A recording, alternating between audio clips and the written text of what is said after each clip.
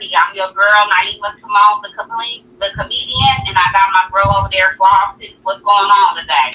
What's happening? Same old bullshit. You know how it be. Same old bullshit.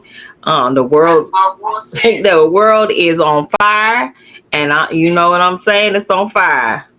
Yeah, it's a bunch of bullshit, but I did want to bring up. I was happened to be watching Mona,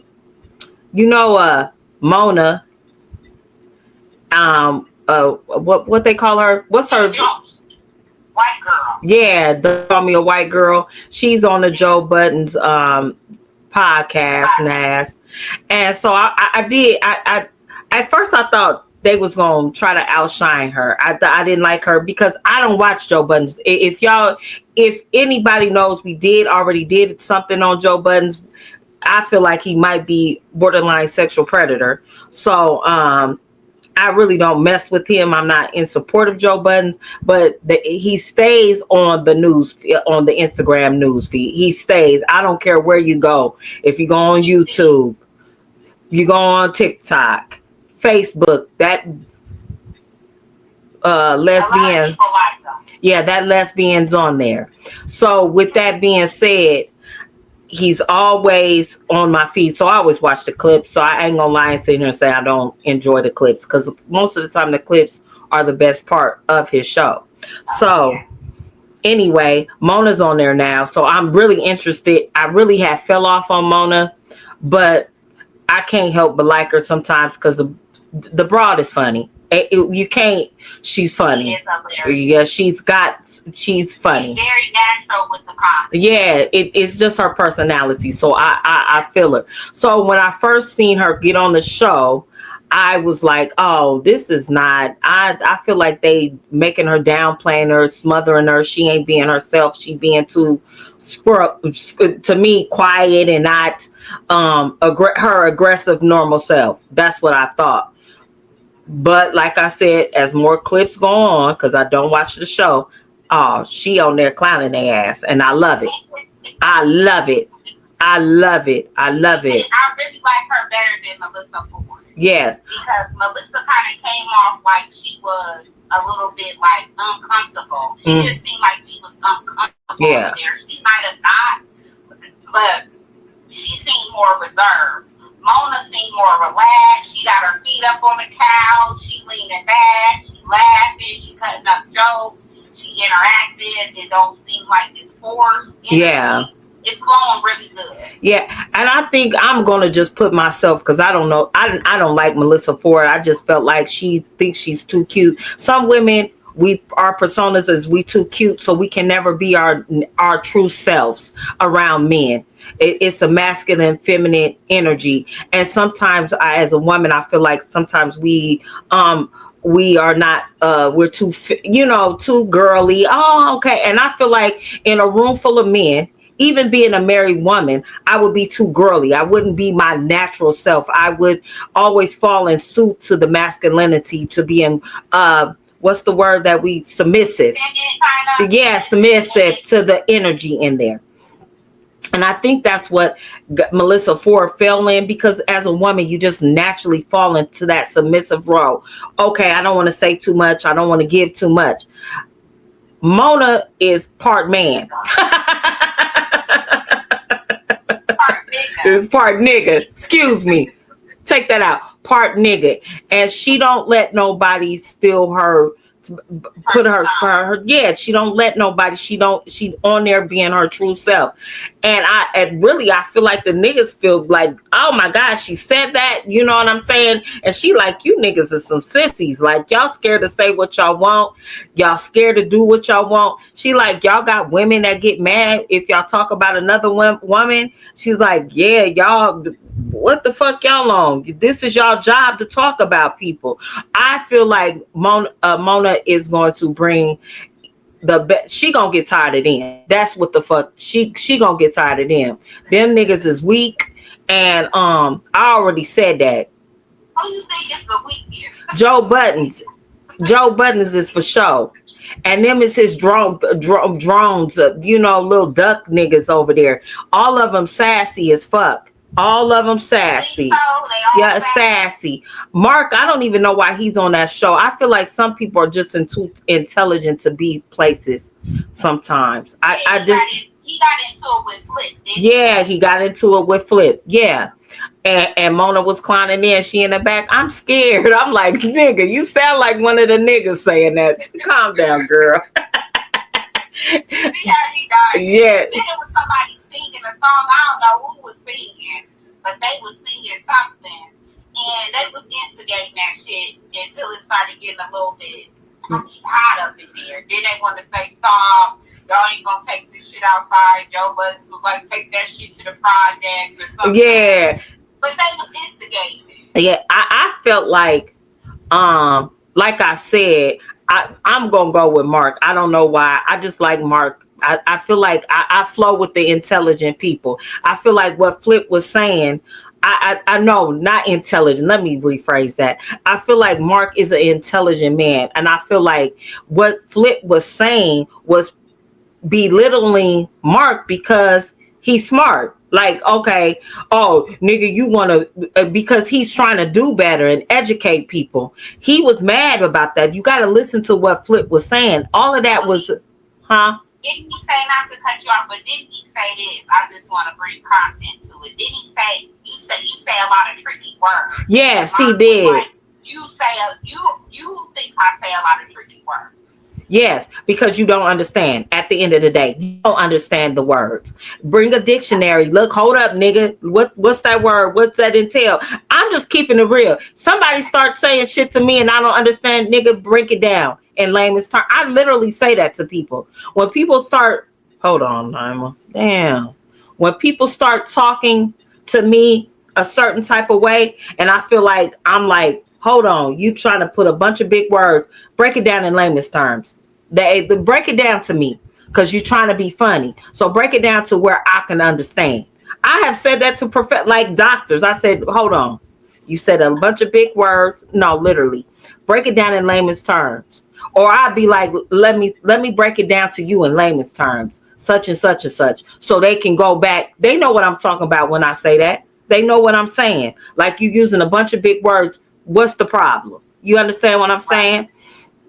And so, do you think that Flip might have? Do you think Flip might have ate too much pork today? Yes. No. Do you think Flip might have just really was trying to get more of an understanding from Mark, and he took it another way? I don't understand men, so I can't even understand. I can't even. I didn't really know what the content of the argument was. I just got the tail end of it, so I really would like to know what they were actually. And I don't know set it off. I'm sorry. I don't know the dynamics of the show because we don't watch the show, so we're just getting clips. So we don't know if this was building up over, several takes, or if this is their dynamics and it just came to a boiling point. I don't know. I just know what they were arguing about was basically Flip was mad because Mark uses big words or feels like Mark belittles him in conversations, or I felt animosity because Mark is trying to build his own platform outside of Joe Budden's podcast. Because to be honest, I know Mark. I don't know why he's on that podcast with them retarded slow niggas anyway. So beg my pardon. I don't know none of them other niggas, gay ass niggas, because anybody that's rolling with Joe Budden's has to have tuck their penis. And I just, that's how I feel. And then if you watch the fight, watch the argument, not fight, but argument, everybody's sitting there like a bunch of, I don't know. Everybody was just sitting there like this. They was sitting there. Nobody was saying nothing. Mona's the only one saying, y'all gonna just let these niggas. She did say this. Y'all gonna just let these niggas do this? Like y'all not doing nothing? Somebody get them. Like what the fuck are y'all doing? Like was this a skit that I didn't know about? That's how Mona was coming. Like I'm scared. What's going on? I thought the man though honestly was like just chilling. Like these niggas is just. They might know more than we know. They might know these niggas do this every day. Yeah, true that. True that. And don't take no side. Like, these niggas always going back. I ain't getting involved in this petty shit. Yeah. And that's what I kind of took out of the news. That they was kind of like, I'm not getting into this. This is their dynamics. I just didn't understand what was the purpose of showing it. Like, what? Why did we see that niggas. I feel like the niggas trying to get views. I mean, Joe Buttons ain't running to random windows, so we don't have that random windows free balling. Yeah, when he was back there, a year or two ago. Yeah, so you know, his neighbors. Yeah, and right now everybody's only talking about because them other guests. I don't know nothing about them other dick tucking ass niggas that he got on there. I don't know them niggas. I don't know them niggas outside of that podcast. Why they gotta be big? Because watch the dynamics with when Joe Budden say something, everybody tuck their dick. Yeah, master. Yes, Joe, you're right. They don't be having no opinion. Yeah. I'm giving it to with a couple of dudes on the show. Not Joe Buttons. Not him. No, they have had some. I don't know. I don't watch the show, but like I said, I've seen it. They do. Sometimes they do have their little opinions and disagreements with him, but they eventually will draw it back in. I guess that is their boss. So it's only so much, I guess you could say, paying you. But a lot of people do say that Joe Budden is on his 3 casting. This is his 3rd casting. He had one, didn't work out with them. He got some other people, didn't work out with them. And now he's on his 3rd. Yeah.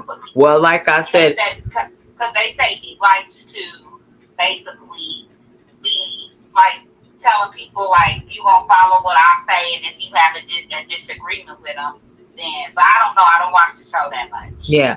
Well, he likes Joe Buttons likes to be big mama, so I understand why the men have to tuck their dick sometimes. I'm just putting it out there. Joe Buttons likes to be big mama, head bitch in charge. So I understand sometimes why the dynamics is Joe Buttons running the show. I just feel like a lot of times Joe, you know my opinion on him. So with the thing that I don't like about the show is that I rarely hear them. They praise a lot of men for bad behaviors, and they'll get them high fives and all this extra dumb shit. But like if it's women, I see them talk about more topics with women in kind of a derogatory or negative way. They do, and that's what kind of throws me off of the show. Because it's like they're biased against women and our bad behaviors.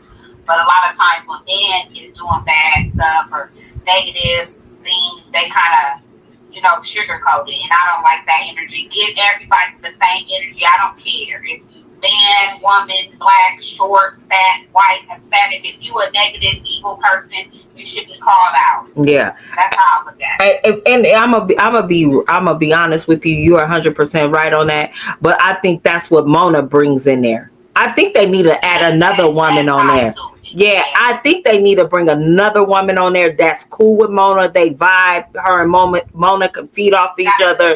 The personality to feed off of Mona. I really to feed. They can, I think they need to add another female because Mona brings that. Because Mona be like, she like one of the dudes. I'ma honestly tell you the truth. She is like a. She could sit with a lot of guys. And she talks. She makes them uncomfortable. That's what I love. I love that she makes them uncomfortable. Like nigga, y'all send like she just said something. She was like, back in the 90s, grooming was okay, and y'all got to know back in the 90s it was drug dealers. They wasn't 12 and 13 talking to these niggas was 30 years, 20. Late 20s, early 30s, talking to 15 and 16-year-olds. Let's get it twisted. When I was 15 years old, was a straight hot boy doing all type of wild shit, selling drugs. How old was he? He was your age. He was in your age bracket, and me older than me. Yeah. I was 15, and he was like 26, 27, 28. So with that, way older than me. Okay, so with that being said, we gonna now us being grown women now, we know, okay, that motherfucker was a predator. Right. Yeah. But okay. Then I was like, he picking me up in the drop top Camaro. She said, back in the day, the drop top, T-top. Yeah, and she said that. She said a lot of y'all lost your girlfriend to the neighborhood drug dealer. She said that shit. I was like, yeah, get in they motherfucking ass. They used to be grooming young girls. Oh, get in their ass. That was normal. Like, yeah. I tell my girls that they like, Mom, that shit y'all was going through was, in our day and time, that shit is weird. And that's the truth. Wait, Jason them is older than me. My first baby daddy is older than me. I lied to that man until I had damn near both his children. I lied to that man and said I was 2 years older than I was. And then they found out and said, you ain't even motherfucking out of the. Yeah. So with that being said,